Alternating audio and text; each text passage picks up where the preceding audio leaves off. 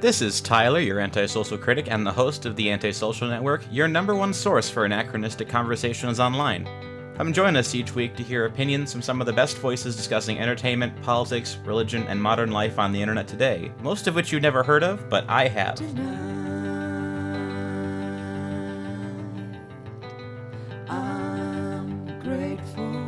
This week on Antisocial Politics, we're joined by Adam Yenser. He is a writer with, I believe, Ellen, and he's the host of Canceled News on YouTube. How's it going?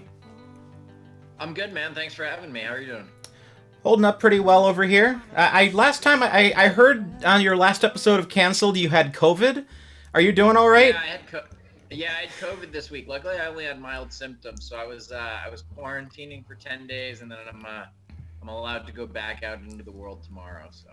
Oh man, has that affected work much, or No, well, right now, Ellen's in the studio taping shows, but it's a very small staff, so we're mostly working over Zoom anyway. So I've just been working pretty normally over Zoom. Well, that's good. I mean, that leads me to my first question for you.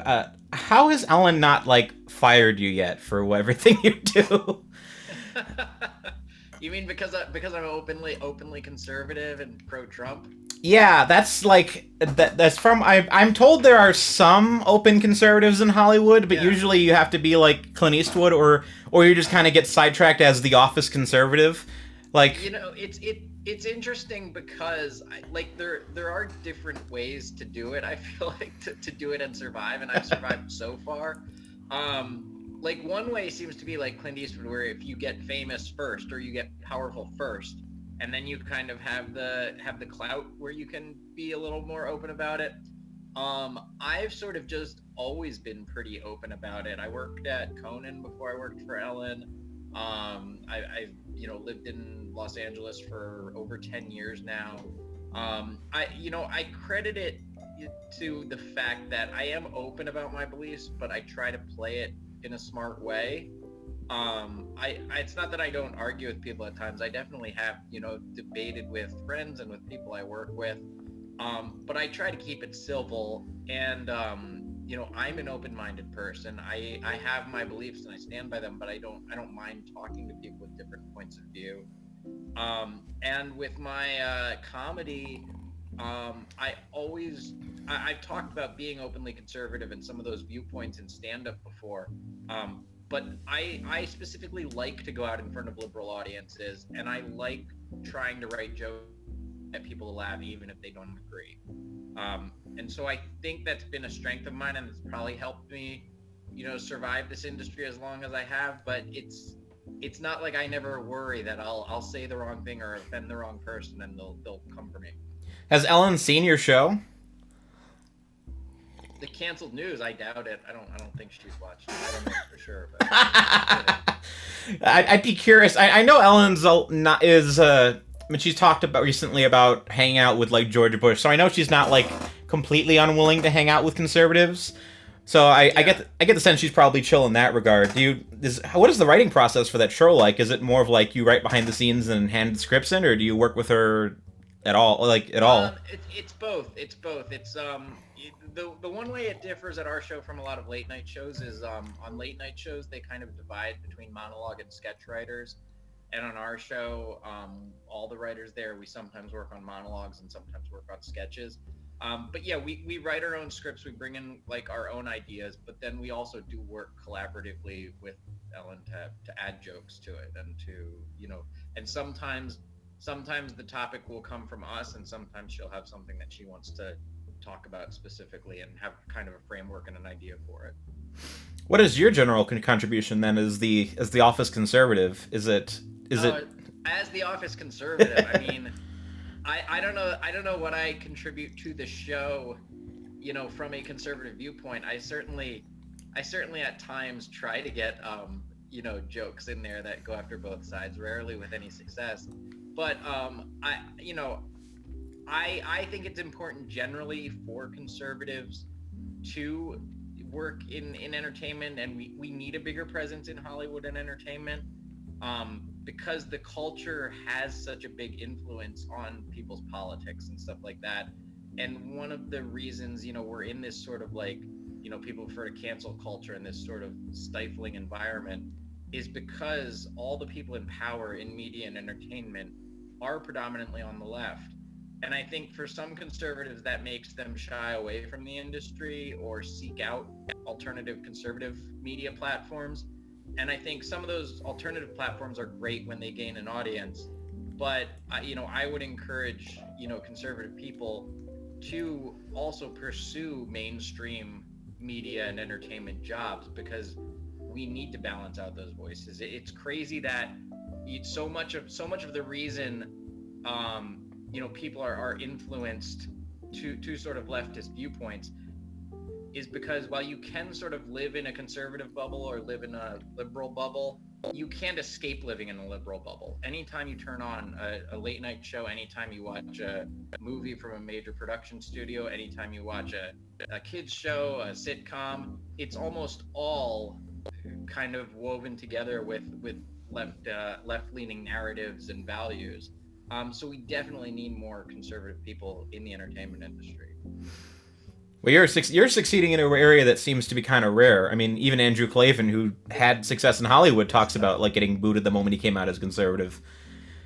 Oh. Yeah, I know people who have been booted for coming out as conservative. Here's how, like I said, I'm always worried that eventually that culture will come for me and that I could look for something I say, or they disagree with me on something.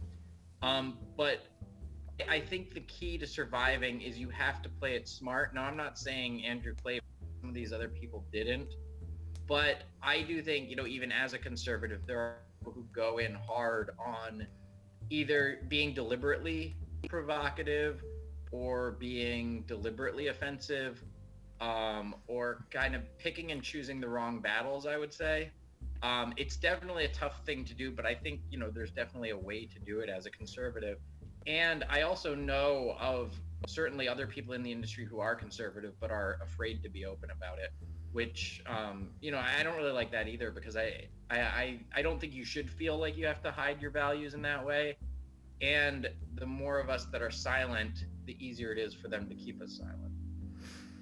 Yeah, I'm curious how many of them would like you said, would go out of their way to just be that guy in the meeting. I mean, like if people are losing their interviews, it wouldn't surprise me if if they just showed up to the interview and said something weird. But obviously, you get the opposite end of that too. I mean, I remember when Ben Shapiro was on his his interview shtick when his primetime propaganda came out, and he talked about the fact that he went into a interview, I think when he was trying to get become a screenwriter, and he talked about the fact that the guy he enters the room, the guy closes the door and says, I believe with all my heart that conservatives are absolutely terrified of sex.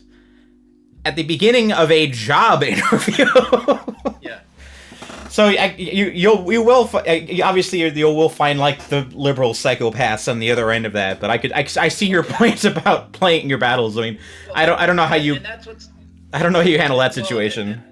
Yeah, and I mean, what that reminds me of that I always find hard about working in this industry is, whether it's a professional meeting like that, a professional situation, or a social situation in Hollywood, everyone enters the conversation just assuming everyone is on the left and hates conservatives and hates Trump. It just sort of, that's the default position. So any conversation you walk in on, you have this moment where you have to decide, am I going to go, oh no, actually I disagree, and then you're the lone man out. You're probably not going to get a lot of support from anyone around you in those situations. But I think what more of like an example of what I was saying, where I think some people go in too hard or pick the wrong battles. Now, I don't know. Now this isn't necessarily somebody who's like, been kicked out of Hollywood, but when you have like somebody like Steven Crowder, for instance, who has his own audience but has sort of staked out just a conservative audience, and he's built like a huge following there and had lots of success. But for a while he had this thing with like a gay journalist where he would call him like a fairy or something like that, and he had this back and forth. That's the kind of stuff where I'm like, as a conservative, I get that maybe that's entertaining to the base, and you can say, oh, I'm being politically incorrect. I'm, standing up for free speech. But I don't think that that's the hill to die on. I don't think just using offensive language in and of itself, unless you have a really good joke, like I'm all for being politically incorrect, and even in some cases using, offensive words and language, but the joke or the point making has to make it worth it. Like, I think South Park is a great example of that. They, push that line a lot, and they sort of go after both sides. And there's times when they say things that are politically incorrect or, offensive, but the point they're making and the way it's presented is like strong enough to justify it. And I think there are people on the conservative side that think just sort of being, like I said, provocative or offensive is the way to stand up to this stuff. And I don't think that's like the smartest path to choose if you're trying to work in the mainstream entertainment industry. Yeah, Crowder's an interesting example though, because he before he did all of his modern stuff, he did try to break into Hollywood briefly. Have you seen any of his old films by chance? Like, I've never seen his films. I watched his stand-up once, and I have no comment on that. Brutal, but he's done a couple of movies back in like 2009, 2010, so it was a long time ago. But the only one I remember offhand seeing him in was the Christian film To Save a Life, and he plays the jock in this Christian movie about a school shooting, and it is just, typecast. Is Daily Wire's new movie about a school shooting also? Well, that actually might be good, but yeah, but I mean, conservatives just keep making school shooting movies. Well, do you know the story behind that film that Daily Wire picked up? No, I don't. It was originally owned by the Cinestate guys, and they were the ones that produced it. And then I don't know if you know their story, but they tried to get their own kind of conservative film website up and running. And then about June of last year, they got just canned because it turned out they'd been working with a producer in Dallas who had all these like sexual assault charges, and the producers might have known about, apparently knew about the accusations, but they hired him. And then it turned out that they were like actually real accusations, and the company just got completely like blown apart. So all the projects they had. I don't think anybody nowadays. Yeah, I mean it was one of those like situations where it turned out that the guy actually was doing crap, but you could also tell that at least a little bit of the acrimony was against the website, because right before that incident was happening, leftist Twitter was just going after that website left and right. Like, they hated Rebler. Well, it's definitely, when there are things like that that are sort of legitimate reasons, to take somebody down, the left, like the media and the entertainment industry, will definitely act, swifter and more definitively if they're taking down a conservative person. I mean, people in this industry knew about Harvey Weinstein for years and years and years before he was taken down. Yeah, but if someone on the right was accused of that, there would be a non-stop effort to try to take them down. Yeah, exactly. And I was pretty mad about that at the time, because I was just sitting there watching, like, because that Rebler was connected to a bunch of leftist websites too. Like, the guy who owned it also bought like I forget what he bought, like Birth Movies Death, and there's that really popular horror magazine that I'm forgetting. But there was a bunch of them. They all had leftist editors and stuff. And then the moment that came out, all the websites that were under that umbrella publicly disreputed the conservative one, and then asked to get bought out by someone else. So now so it was clearly like it was a real scandal. But you're right. It was at the time it really bugged me. It's like, they're going hard after this because they don't like Rebler. Like, that's exactly why. If it was different, they would be a little bit more restrained, or they'd show a little nuance, but no, they went for the throat. I'm not real familiar with that, Tony. I'll have to look that story up. I don't even... Yeah, there's a full piece on the Daily Beast about it that just kind of broke down the entire scandal. Like, it didn't really blow up all that much because Rebler wasn't a huge site. I mean, their biggest writer was Sonny Bunch, and Sonny's great, but he's not the biggest conservative critic out there, so... Yeah. So it's, it's hard to... And then, this just popped in my head. This is another, like bit of advice as far as how I've survived. This now is... Well, I mean, I would say it works in my, professional and social life, but where it's really evident is when I do stand-up and stuff like that. I never lead with the fact that I'm conservative, you know? That I'm helps. open about it. I'm open about it, but like especially with like when I do stand up, I will, you know, I will win the crowd over with material first, and then after I have them laughing and they like me, then I'll spring it on them that I'm conservative, you know, and then I'll do some jokes from that point of view. And you know, once you kind of have them won over, it's easier to, you know, stay in their good graces even when they disagree, rather than, you know, if you come out there, you know, I've done political shows before. If they introduce me as, you know, the conservative comic or the one Republican on the show, you know, I'm in a hole from the start. You know, now then I have to sort of joke about that fact at the top. But yeah, and the same, you know, with like one critique I have of a lot of like conservative media, and I think this is important for any conservatives that want to go in entertainment and make films or make TV shows or, you know, do writing or comedy, is like, now this is the standard for everyone, but it especially matters for conservative. It has to be good. Like you have to make it, you know, quality, make it a quality film or a quality TV show or quality writing. I think there are some people that go in with the idea of I'm gonna do, you know, conservative comedy, or I'm gonna do a conservative movie, and then it's just this sort of co-opted version of mainstream stuff, and it does seem corny, and I think that's where, you know, the stereotype, a lot of people on the left think, you know, conservatives can't be funny and all this conservative stuff isn't good, and a lot of it is sort of this like second rate kind of stuff, and like as a conservative I hate seeing that, because like you know, we have to work extra hard. You have to make sure that you're making good conservative art if you're making conservative art.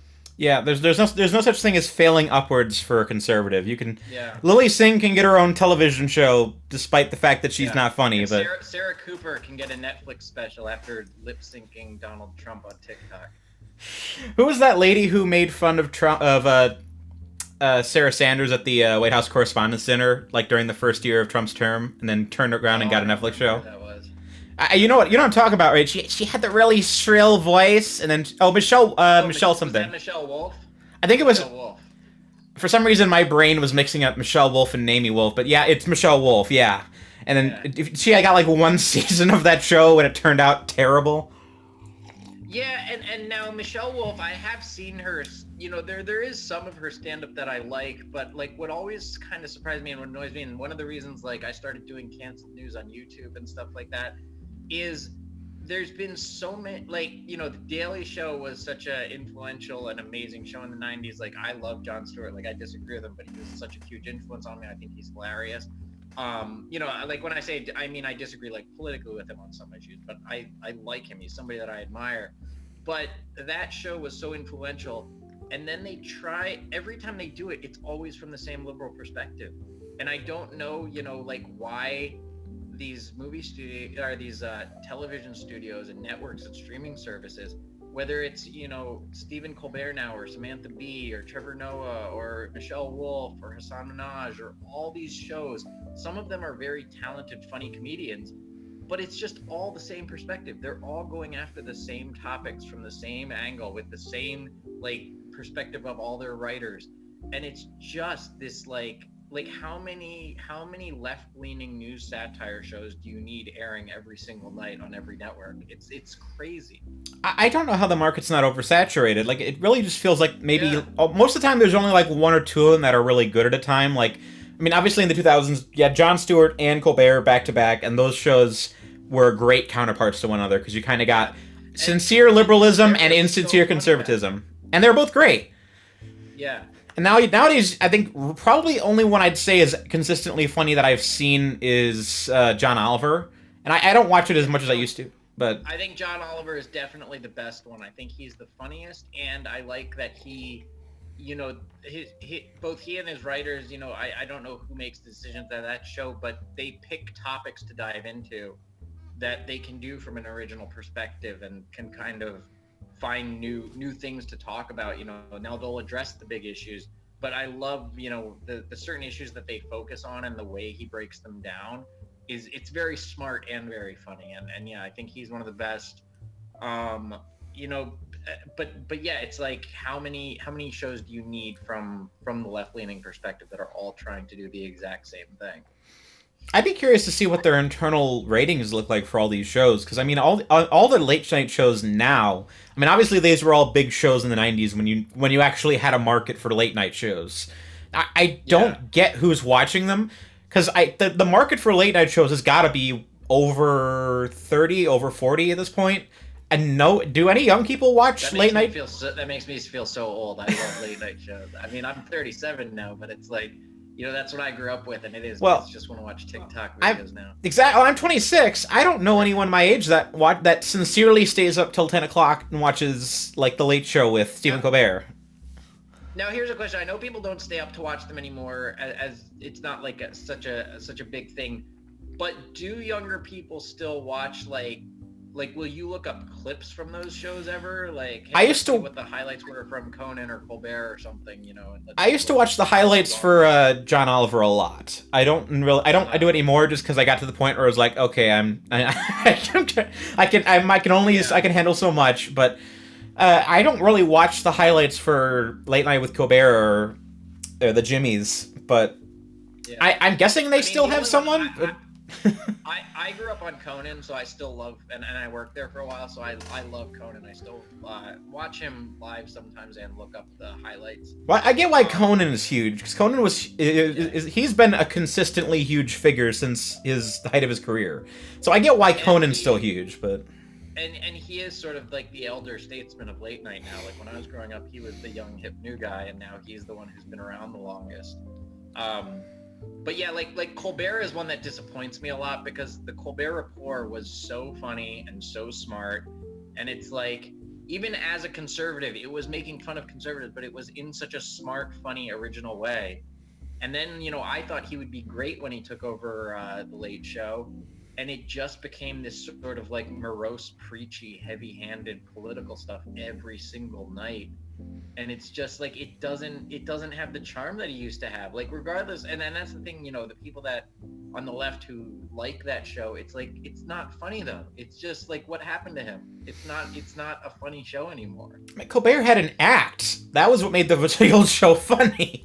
Now he doesn't have an act. He just is his character without the satire, and it's just I don't get it. Around the time they sort of started saturating the market with all these shows, they all seem to have put being funny as a backseat to making a point. So they'll still have jokes, but they're all trying to have their moment of oh, you really destroyed this person, or you really nailed this issue, and it's more about getting their message across than making people laugh, it seems. Yeah, and I'm really curious to see what's going to happen in 2 weeks when Trump's gone and they no longer have their the source of their infinite rage. Like, what do you do at that point? When they're not working against something, what do they have left? I don't know, but like one of the things I think that that, and it goes back to what I was saying about them, but that sort of frustrates me as someone who works in this industry and is a comedian, is I have a feeling now, if there's still sort of turmoil and division in the country, or God forbid if any other disasters happen, I think they'll keep hammering conservatives and keep being negative about it. But what I don't like about it is they help create this atmosphere of, as soon as Trump took office, everything became dark and dismal. It was like they couldn't have fun anymore. And then once their person is in office again, then I think as long as they go smoothly, they will become like more animated and upbeat. But the left, because of their control of the media, they create this atmosphere where what, like when Obama won, it's like half the country is happy about that and half the country is disappointed. They supported McCain or Romney. But if you watch the news or the entertainment channels, it's yes, we won, everyone's in a good mood, everyone's happy. And then when Trump wins, half the country is disappointed by that, half the country is happy about that. But if you watch the news and the entertainment channels, it's, oh, this is bad. This is, oh, we're entering a dark time. This is sad. They don't represent like half the country. It's like what they call unity is just their guy being in charge. And what they call division is just the other party being in charge. But the country is just as divided in both situations. It's just that the media is happy when they win, and then they're sad and dark and negative when they're not when their party, isn't in charge. Yeah, I'm curious how that's going to end up translating. I mean, like you said, we don't know what's going to happen in the next 2 weeks. This episode's probably going to go up about a day or two after the actual inauguration. So for all we know, we're recording this in the past. For all we know, like half the country has been nuked by then. I mean, oh God, I hope not. I am glad to hear you say, that it'll be after the inauguration when Biden's president. Because I think what I don't like on the right also is, what's been frustrating to me about what's happened, over the past week is I've spent, the last 4 years being on the side of reason and being on the side of, that had the moral high ground and that condemned violence and that, was condemning all these hate hoaxes, this Jussie Smollett and Covington Catholic and this, all these claims about Althea Bernstein and Bubba Wallace and all this stuff that they kept churning out and claiming that Trump wouldn't condemn white supremacy and all this stuff that they made up and they were lying about it.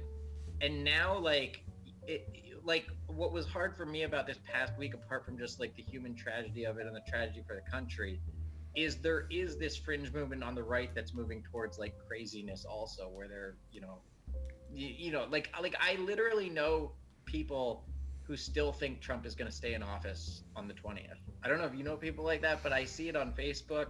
I know 1 or 2 people that support QAnon, and it's these people are as hard to talk sense to as the people on the left are hard to talk sense to. And the people on the far right and the far left are just so eager to run laps around each other. It's not even funny. I mean, we just spent 2 months. Yeah, we just spent 2 months talking about with the right talking about election fraud, and the left saying there's none at all, none at all, none at all, none at all. I just look on National Review today, and there's a video of AOC saying that there's election fraud coming from the right. And he's like, we need to liberate the southern states from their Republican oppressors. Yeah. You just said 5 minutes ago you were saying that the elections were free and fair, and now you're saying we need to liberate the South. What in the...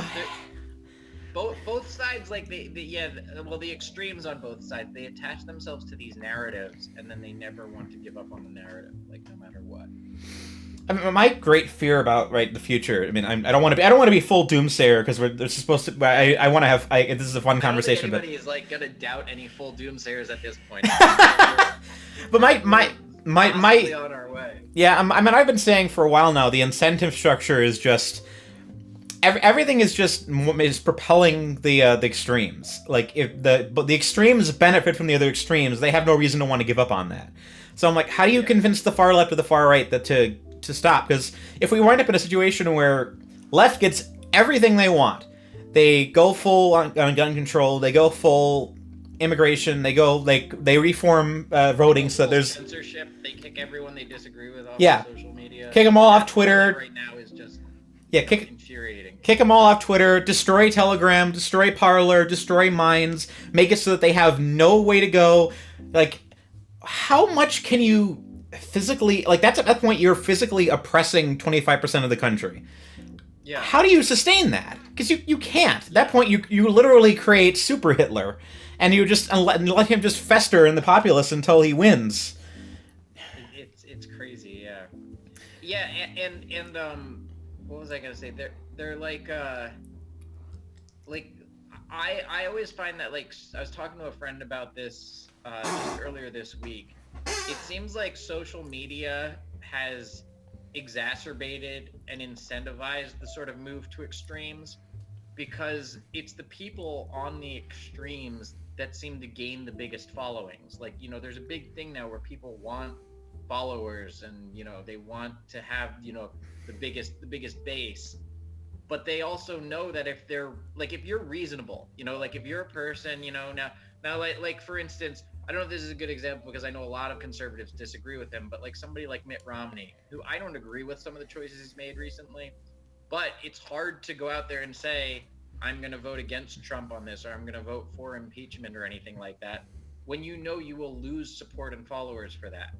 The people who gain followers seem to be I know, I was talking about QAnon is nonsense, but the more extreme those people get with that, they gain a following from that, because there's people who are very loyal to that. And same with people on the left. I wish they had the guts to condemn the violence this summer, just like they condemned, the violence in the Capitol last week. But they know that they will lose followers if they do that. If they say, Black Lives Matters has been violent, or Black Lives Matters has, incited some of these, violent events, they will lose followers for that, and their base will turn on them. So this sort of, signaling to your base through social media and the desire to gain followers, and also the fact that you have to do it in these, brief Twitter-sized captions, I feel like it exacerbates moves to extremes because there's no nuance and nobody wants to take a moderate position anymore because they know they'll lose everybody on the fringes. I also don't think it helps that the establishment just will not, like, I'm not saying that the establishment has to respect all the craziest stuff that's happening, but the fact that they won't even, like, they go out of their way to purposely oppress it does not help it, because if you are a person who thinks that, like, pedophile monsters are controlling the world, and suddenly Twitter starts saying, you're saying horrible things, we're not going to let you talk, your first mind is that person isn't saying, oh man, I said something bad, I should probably not say that. Your first mind is, they know what I know, and I need to say it somewhere else. Exactly, yes. Yeah, I was like, who's going to listen to me? You go over to friggin' conspiracy theorists does not make them give up on their conspiracy theories. And I mean, as much as I don't, as I said, I don't buy into the sort of full-on conspiracy theories, but there is a degree to that where that is true when they're trying to silence some of these accounts and they're trying to, fact check things that people say. Now, some of those fact checks are accurate. Some of the ones that just say, like missing context, or you read it, the fact check, and the fact check is just like a counter argument. It's not saying, oh, this person, posted something false.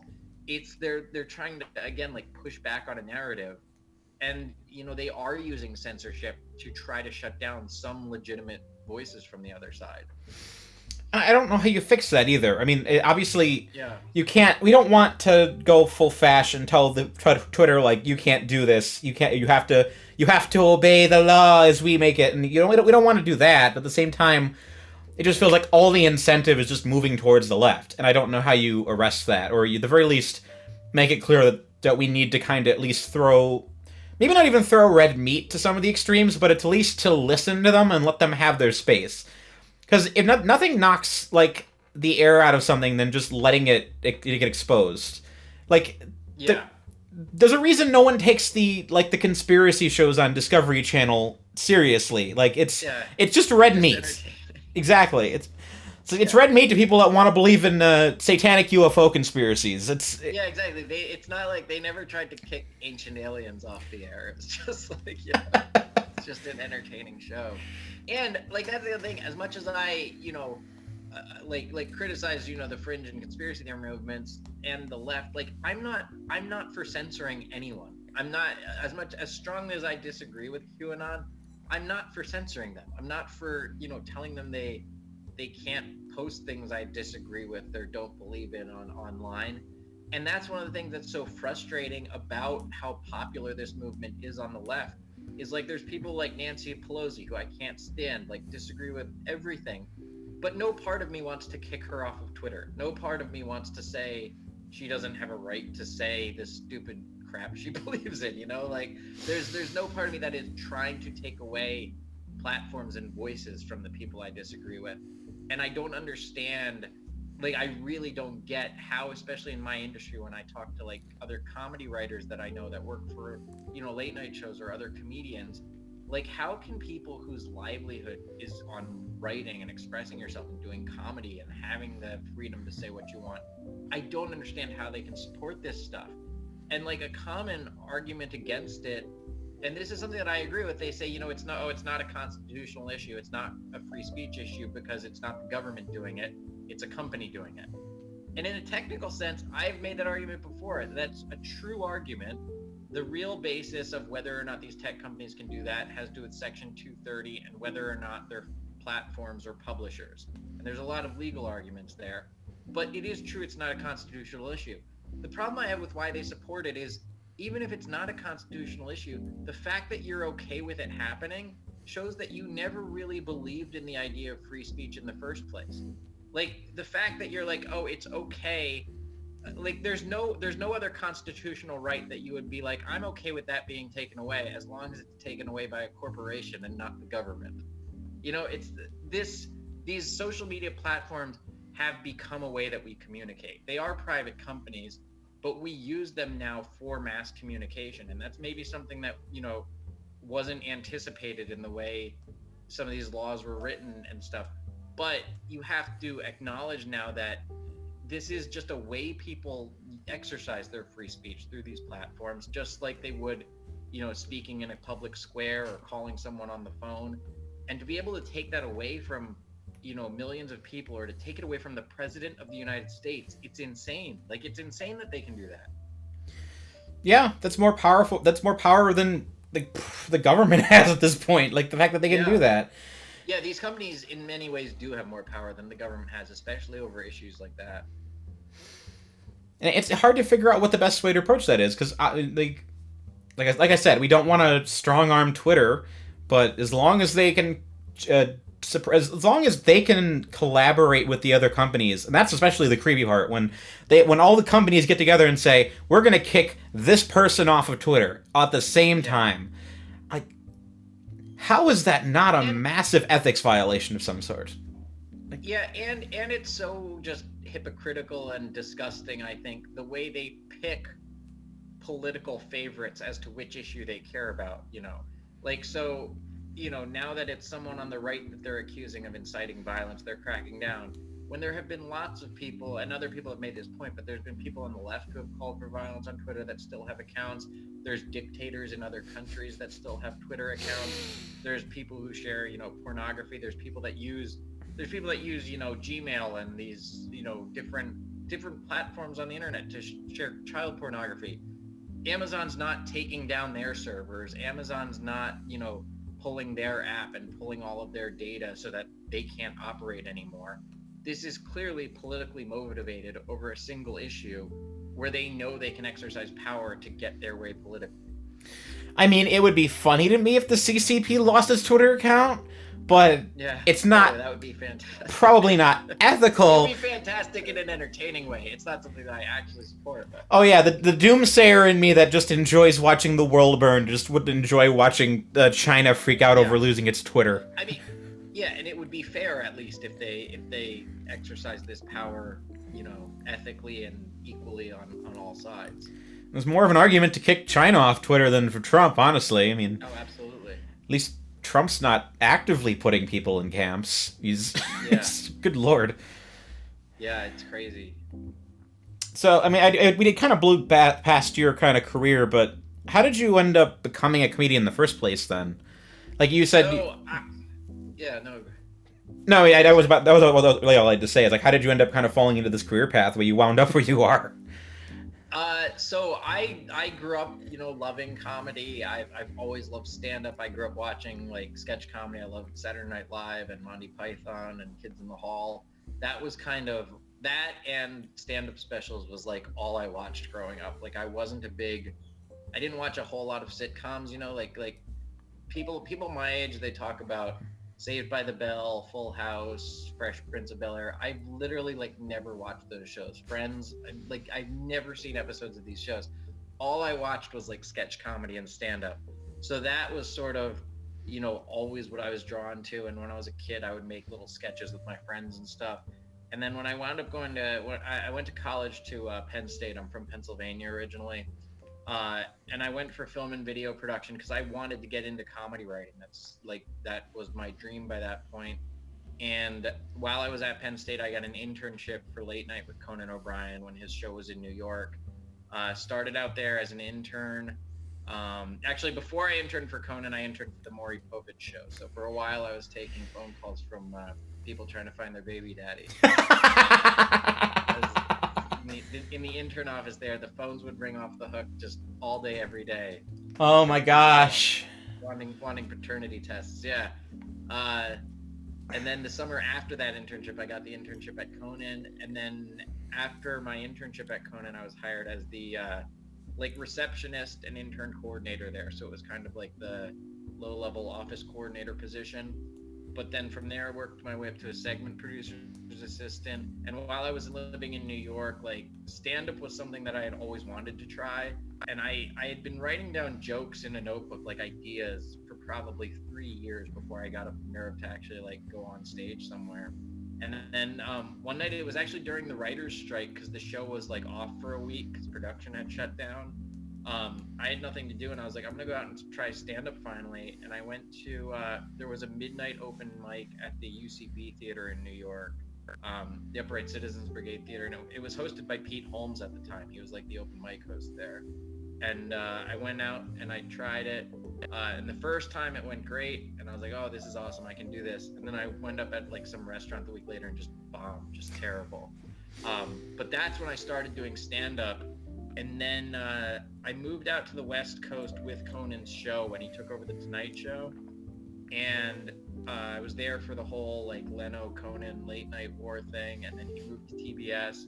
And I worked for him at that show for a year, but I wanted to get into writing. And a writing job opened at Conan that I applied to, but I didn't get it. And writing jobs, like, nobody ever leaves there. It's such a great place to work. So I was like, it's going to be a while before any writing job opens here again. So I started looking around elsewhere, and a friend of mine heard about the opening at Ellen, and I sent them some writing samples, and then, you know, they like my writing samples, and I've been there 11 years now. Wait, were you always conservative then, or was that something that kind of fell into you, like, as you grew up? Yeah, so I would say as long as I've like had political opinions, I've been conservative. I wasn't like growing up. My dad was a Democrat, my mom was Republican. So, but neither of them were like super heavy-handed with politics. You know, it's not like I was raised to be one political party or heavily influenced. But around like in college, I would say my first year of college, I started to lean just a little bit to the left. And in addition to film and video, I also double majored in philosophy. And so during that time, I read a lot of philosophy books, different points of view. I read the Bible cover to cover. I started getting a little more informed watching the news and seeing what was going on. And from that point on, I've been conservative at least since college. And so, yeah, I was conservative, you know, when I got into the industry, when I started writing stand-up. I was doing anti-Obama jokes like the day after he was elected. So it's like, and I've always been open about it too. So has that gotten harder to be that guy? I mean, if you, even just in a live performance, like I imagine like being the conservative comedian would have been easier about a decade ago, especially when you were fighting against Obama. Well, what I've said is I don't necessarily know if it has to do with any one particular person being in office, but there is something, you know, in comedy, at least for me, like it was sort of, it's sort of fun being the underdog and like taking on the power in a way. And while I think the left has sort of consistently had power culturally, you know, like I was saying in the entertainment industry and media, when there was a left-leaning Democrat president in charge, it was fun to do right-leaning comedy. When your side is in power, it doesn't feel quite as punk rock to be, you know, when your side is already in power, it's not as much fun. And because I'm one of the, like I was saying earlier, I like doing conservative comedy for general audiences and even left-leaning audiences and cities and stuff like that. And with how sort of high-strung they became under Trump, you know, it was easier to make them laugh when their guy was in charge and they didn't feel super threatened by anything. Now, I was still able to, you know, I've still had great shows, and I've liked writing. You have to write harder when you're a conservative comedian. Like, you have to write better, smarter, stronger jokes. You have to structure them in a certain way in order to get audiences to laugh. And I like that challenge, but there is something that is more fun about doing that when you feel like you're fighting the power, you know? Sure. Yeah, I'm starting to heal the wine a little bit, so I think I should probably wrap up. Do you want to just plug? Do you want to plug all your stuff real quick? Yes. So if anybody wants to check me out, I have a website, adamyenser.com. That's where I list my live stand-up performances.